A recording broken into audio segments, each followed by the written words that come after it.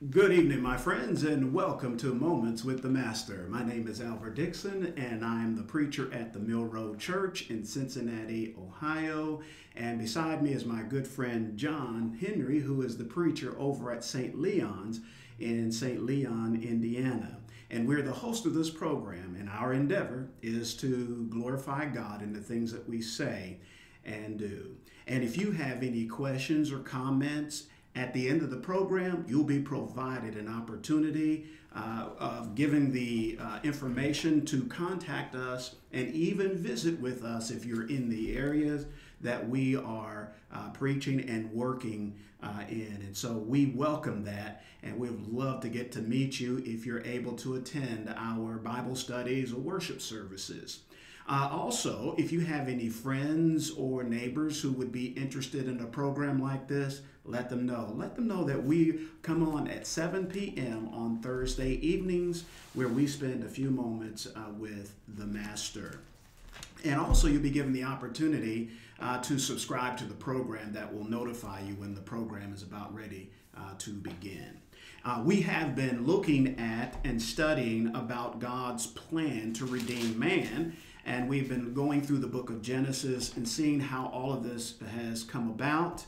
And we ended in our last session talking about in chapter 46 of Genesis, where the famine, where Joseph has met his brothers, and he has encouraged them to go get his father, and the family moved to Egypt, where there will be a great famine in the land, and that he could provide for them. And it was such a touching reunion that we see here in these passages. And then what we will begin to see is this introduction of Joseph's family to Pharaoh.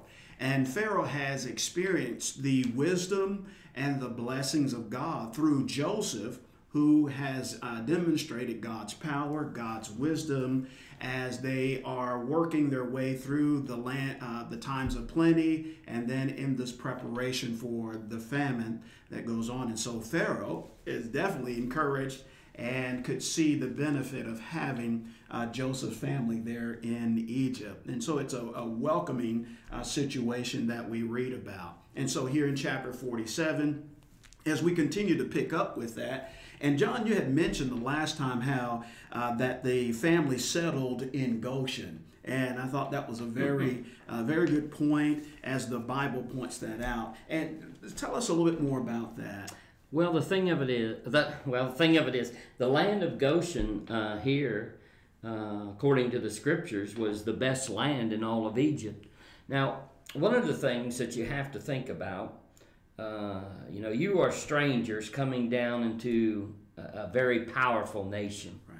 Then all of a sudden, the Egyptians are aware of what's going on, and then Pharaoh gives them the best land in Egypt. You begin to wonder how the Egyptians maybe felt about that just a little bit. Right. Some of them, because people were people in every age, would probably not bother them. Right. Yeah. But there are probably others that, I would think that were maybe didn't want them there. But, it goes back to this idea. If the people would have stopped and when Jacob and his family come down there and look at what God had done, what God had done for Egypt, basically. Because if Joseph wouldn't have been there, and that wouldn't have been part of God's scheme of redemption, his plan for man, Egypt would have been wiped out. But because of God's, plan, and then Joseph realized this, they're given the best land because of everything that, and of course, Pharaoh welcomes them there with open arms, and then of course, Joseph, he goes up, he meets his family, and he begins to speak to them because he informs them or tells them, what they need to be doing in order to secure the land of Goshen. Here's what you need to say to Pharaoh. So he kind of gave him a little heads up there, I guess. Right, yes. And then And then, of course, after that, like you said, we go into chapter 47 where, Joseph goes to Pharaoh and they have a discussion about his family and said, okay, family's here, they're settled in, they're flocks and herds, they're in the land of Goshen. And of course, when Joseph went to talk to Pharaoh, he took, it says, 5 men, and he introduced them to Pharaoh at that time. And of course, Pharaoh began to, talk with them and ask them, what's your occupation? Well, they begin to, this is our occupation. We're herdsmen or farmers, maybe, and today shepherds. The Bible says, the King James says here, not only we but our fathers, and so this was something that kind of run in the family, so to speak. And so, like in verse 4, it says, and they said moreover unto Pharaoh, for to sojourn in the land are we come, for thy servants have no pasture for their flocks, for the famine is sore in the land of Canaan. Now therefore we pray thee, let thy servants dwell in the land of Goshen. And Pharaoh spake unto Joseph, saying, thy father and thy brethren are come unto thee, the land of Egypt is before thee. In the best of the land make thy father and brethren to dwell in the land of Goshen. Let them dwell. And if thou knowest any men of activity among them, then make them rulers over my cattle. Now, these men of activity, I understand that, evidently able men. But I think the thing that we need to see here is, when we go back to Jacob, had to work for Rachel an extra 7 years, but when he did, he took all Laban's cattle and reproduced and, built up, a mighty herd or flock. Right, yeah. And so the same thing is here. The same thing, I believe, is going to take place. Right. It seems to me that Pharaoh, from what we've seen, is wise enough now to see that anything that Joseph or his family does, their God blesses them. Absolutely. Yeah. And like we've said many times, this goes back to Genesis 12 and those promises that God gave Abraham where, if a nation blesses you, I'll bless them. Right. If they curse you, I'll curse them. And the point of that is that God is showing, his providence. He's showing that, his power and might. I'm going to take care. That's right. I'm going to take care of you. I'm going to be with you. And so, again, it comes down to this idea of building faith and character. You put your faith and trust in me. That's right. And so, that's to me, that's a great picture there, once again, of Pharaoh's respect when he asked them to oversee his cattle. Yeah. And then, go ahead, you was going to talk about the next part. Yeah, there was a point that you made, John, that you could see that throughout the scriptures where God made that promise to Abraham, of those who bless you, I will bless them, and those who curse you, I will curse them. And you see that kind of picture throughout with God and his people.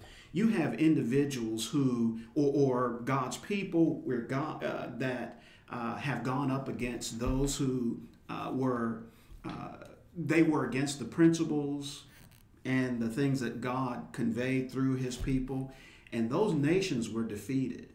You even look at the book of Revelation. There's a mighty empire in the Roman Empire that persecuted God's people, and that empire fell because of them going against the people of God. And so that helps us to have faith and confidence in God that he'll continue to be with us as we continue to serve him and do his will. He'll protect us. And again, you can see that throughout the history of God's people. That's a good point. And again, God's providence in all this. God brings them down because, and we've said this before, because God promised Abraham a great and mighty nation. They're going to multiply, be multitudes of people, just like the stars. And so, when they're down in Egypt, they're separated from all the other nations, and so they got a place to grow and become this great and mighty nation that God would have them to. And then because God gave them the best, that is God's providence again too. And another thing he did was he separated them from the Egyptians. He put them in a place where it seems to me like they were separated. And that way, I think, a lot of times, later on, Israel sins against God, and the northern and the southern king both are taken into captivity. A lot of time, some of those people didn't return because they were absorbed into the nation or maybe another nation. Right. And so I think, again, God's going to prevent that from happening. Absolutely. Part of God's providence. Right, absolutely. So. And another thing about 47, John, as we have been reading through this, that we see that Jacob is now introduced to Pharaoh. Right. And he talks with Pharaoh. And one of the things I noticed about him is in verse 7, we're told that Jacob he blessed Pharaoh. And then what Jacob does, he recounts his years. And in recounting his years to Pharaoh in verse 9, he describes the years of my sojourning are 130. And he says, few and unpleasant have been the years of my life, nor have they attained the years that my fathers lived during the days of their sojourning. And so here again, he hasn't lived as long as his fathers have lived, but in that time span, he says, few and unpleasant have been the days. And that goes back to what happens when we are connected to God, that we do go through a lot of hardships. But because of God's blessings, because of his providence, and the way God is timely, it seems to wipe away all of those hardships and heartaches. Because remember, it was Jacob who was just really saddened by the loss of Joseph when he thought that Joseph had been killed, but Joseph is down in Egypt.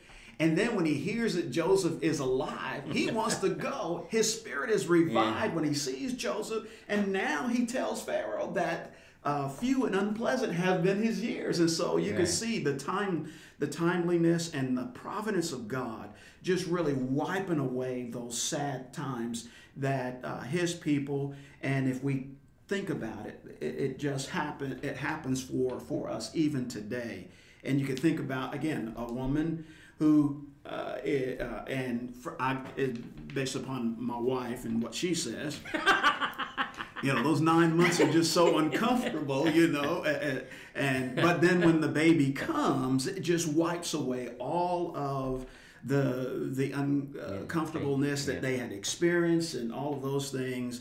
And in some cases, then you have more kids, so, and that's what happens in all of these things. And you see that here with Jacob in his discussion with Pharaoh. And I think that has an impact even on Pharaoh again, that here is a man who is able to describe his years to show that God has been with him, God has been timely, and it piqued the interest of Pharaoh in the God that Joseph and Jacob serves.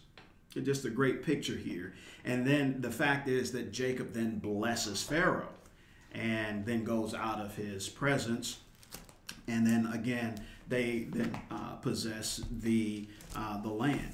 In verse 12, it says, then Joseph provided his father and his brothers and all his father's household with food according to their little ones. So again, through Joseph, God is providing for his people. And then, go ahead. Oh, no, I didn't mean to. But one of the things, me and you had talked about here, I've been paying attention. I know you said something about it, but, maybe just bring it more to light. Let's see here. Where does it say that? About Jacob, his father, and blessed. Oh, yeah. Jacob blessed Pharaoh. Right. Yes. And people might say, well, now wait a minute. Pharaoh's the big, ruler of Egypt. Pharaoh was like, the incarnation of God, so to speak.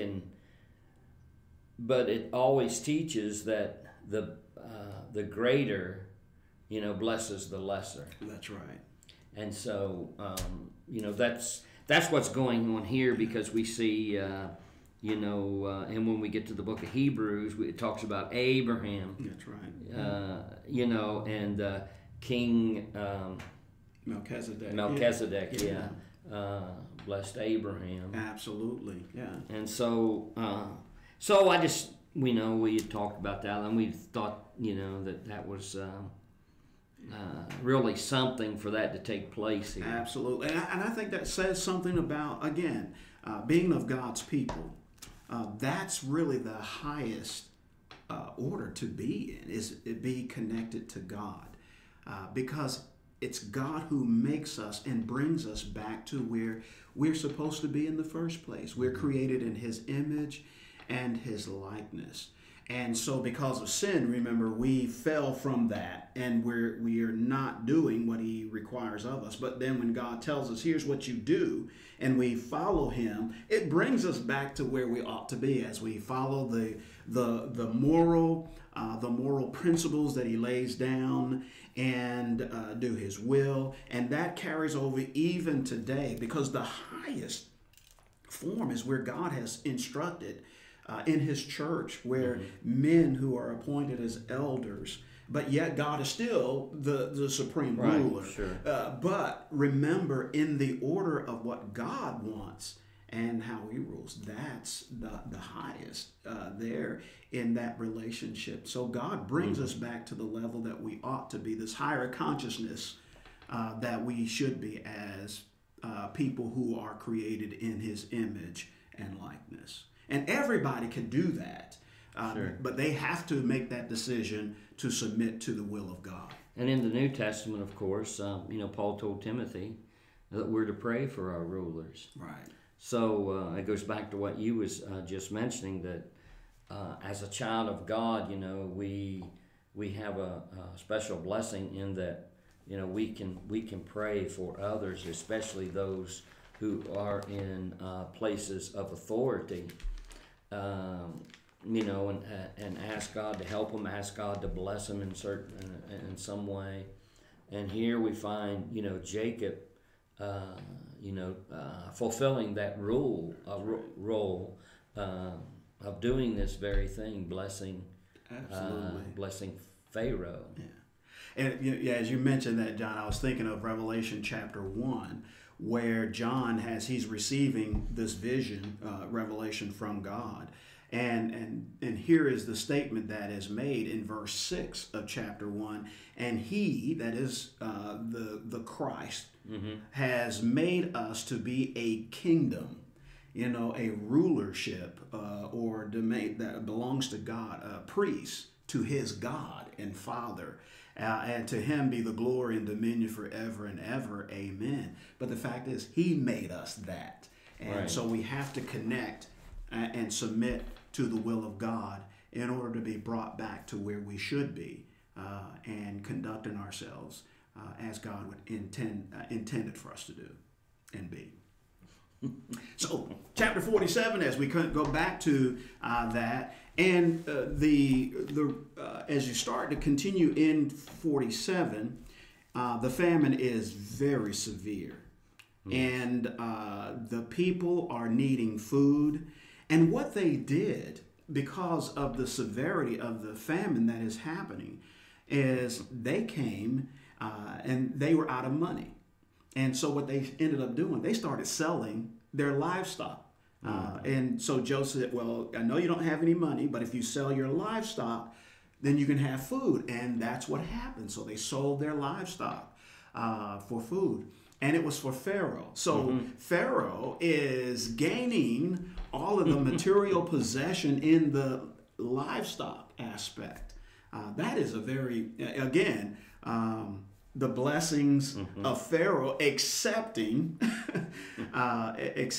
Jacob or Joseph's family, and God blessing the nation, and in particular Pharaoh, because of his attitude.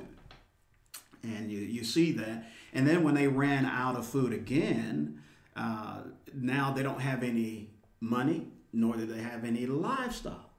And so what the people then do is say, all we have is ourselves, our bodies.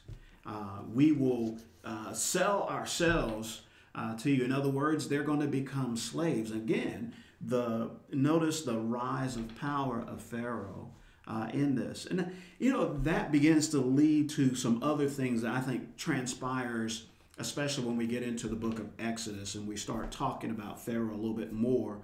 And we'll see what happens, that this Pharaoh has the proper attitude. But then we're going to see a different Pharaoh later on. And notice the attitude and what begins to shape that mentality that he has, that he doesn't know, nor does he want to know God. And so we'll see that in Exodus. But here is the beginning of how the accumulation of the material blessings that Pharaoh has, and yet at the same time still accepting and giving Joseph and allowing Joseph to be in charge of all of this. I thought about, it never says whether this Pharaoh becomes religious or not. Right. But I tell you, if to see all that and the way that Israel's God blessed not just Pharaoh, but the whole kingdom. Right. It would make somebody, or it should, set up and take note. That's right. Of the things that were going on around you. Because verse 20 says, so Joseph bought all the land of Egypt for Pharaoh, for every Egyptian sold his field, because the famine was severe upon them, and thus the land became Pharaoh's. So that's a tremendous amount of power and wealth that he possesses, the land. And this is how that started or was done. One of the things that I like to look at as far as in ancient nations, and of course, this is 350 years before the God brings them to Mount Sinai, gives them the law, and then then the building of the tabernacle and the dedication of the Levites. But notice, like here, in verse 22, it says that only the land of the priest bought he not, for the priest had a portion assigned them of Pharaoh, and did eat their portion which Pharaoh gave them, wherefore they sold not their lands. Now you remember when God takes, when they go in, Levi doesn't really have an allowance, but they have land allotted to them. Right. Yeah. And I think it's interesting that this is already happening before we get to the land, before the children of Israel get to the land of Canaan, I should say. Right. It's just something, you'd start to see some of those, the historical settings, and the Bible brings that to our attention, that you can actually go back and you could trace and you could see. And so, again, that helps us to understand of how important and how reliable the scriptures are, that right. You're able to go back and investigate and see that it is consistent. It's sort of like at one time they didn't believe that there was a Hittite empire, but then the archaeological finds show that there was a Hittite empire, and in fact there were laws that were consistent with later on what we'll see with how God dealt with Israel in the covenant that he made with them. And then, like you said, and then finally the people let's see here in verse 24. Or no, 23. Well, must be in 23 that finally the people basically sell themselves, I guess. You know, and so I believe that's going to require kind of like I owe my soul to the company store. Right, yeah. I guess it would be one of those kind of deals where they would work and, Yeah. you know, in exchange for different things. Right, yeah. I believe that is what you see later on, because verse 18 points that out, where they did sell themselves and to Pharaoh. Well, see down here in verse 24, he goes on and he says that it shall come to pass in the increase that ye shall give the fifth part unto Pharaoh, and 4 parts shall be your own, Right. for seed of the field and for your food, and for them of your household, and for your food, and for your little ones. So while Pharaoh is obtaining all these material things, you know, there's going to be a process in which it seems like that maybe things are going to like turn around a little, because Right. you know he's already taken everything that the people have. Right. And so now, you know, you turn around and say, okay, you give a fifth of it to Pharaoh, but you can keep the rest. Right, yes. And I would imagine that, you know, something was worked out about their homes and things. Absolutely. And all Yeah. that kind of thing. Yeah, you could see all of that. And what is interesting, John, then you get down to verse 27, where it says, Israel lived in the land of Egypt, in Goshen. They acquired property in it and were fruitful and became very numerous. Yeah. And so it goes back to the point that you made earlier in chapter 47, as we began 47, that they got the best of the land, but then notice how they were flourishing, and God preventing that from them being swallowed up by the Egyptian, because of the promises that God made to Abraham, and then how they were going to come out by a mighty hand. Sure. And so we're seeing how they're growing and they're flourishing. They're very numerous here, as verse 27 points out here. And then we also find out how long Jacob lived in the land. And the Bible tells us that he lived there 17 years, Jacob. 147 So, years. you know, God blessed him, you know, with 17 years. Right, yeah. Being with Joseph. Absolutely. Because he'd lost at least 20, so Yeah. he... Yeah, so you see, again, the blessings of God and how timely they are. And then what we begin to see, verse 29, it says, when the time for Israel to die drew near, he called his son Joseph and said to him, please, if I have found favor in your sight, place now your hand under my thigh and deal with me in kindness and faithfulness. Please do not bury me in Egypt. Yeah. That's a very telling and faithful statement that Jacob makes of his belief in the promises of God. He believes this, and so and he believes that, again, the land is not his. He's not to be in it. It's a land that God has promised. He says, so don't bury me here. Mm-hmm. And so you says, and if you do not bury me here and actually bury me in the land of Canaan, what happened is you're dealing with kindness and faithfulness. And when you're doing these things, and then he says, verse 30, but when I lie down with my fathers, you shall carry me out of Egypt and bury me in their burial place. And he said, I will do as you have said. And so again, that's what they were going to do.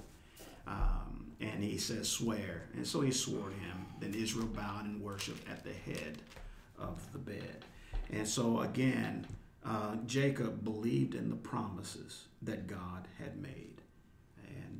And you could see the result of that. And like you said here at the end, you know, he doesn't want to be buried there in Egypt, but evidently, from what I've studied, he's taken back to the land of Canaan, Right. and he's laid to rest with Abraham That's right. and Isaac, and now Jacob plays there also. Right. Yeah. So I think that's so, wherever that cave was, they they knew where to take him. So lay him to rest. And that brings us to the end of our program, and we're going to pick up with chapters 48 and 49 in our next discussion, where we continue looking at how God's plan is unfolding by this history that we're seeing here in the book of Genesis. And so we encourage you to join us next Thursday at 7 p.m. as we continue to explore this history and see God at work in the lives of his people that fulfill the promise that he made, so that you and I could have faith in him, that God delivers what he promises. So in the meantime, my friend, may God bless you as you continue to study his word.